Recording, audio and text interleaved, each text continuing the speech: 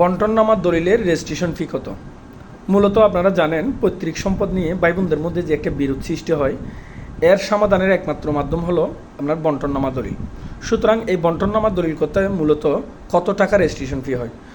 দলিলে আপনার যদি লিখিত মূল্য 3 লক্ষ টাকার ঊর্ধ্বে যদি সম্পদের মূল্য হয়ে থাকে, সেক্ষেত্রে মাত্র 500 টাকার বিনিময়ে আপনি বন্টননামা দলিল রেজিস্ট্রেশন করতে পারবেন।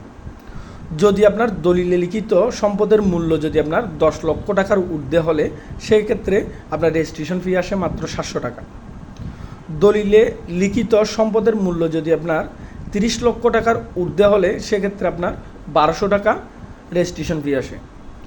দলিলে লিখিত সম্পদের মূল্য যদি আপনার 50 লক্ষ টাকা হলে, সেক্ষেত্রে আপনার আসে 1800 টাকা। যদি দলিলে লিখিত সম্পদের মূল্য যদি 50 লক্ষ টাকার ঊর্ধ্বে হলে, সেক্ষেত্রে আসে 2000 টাকা।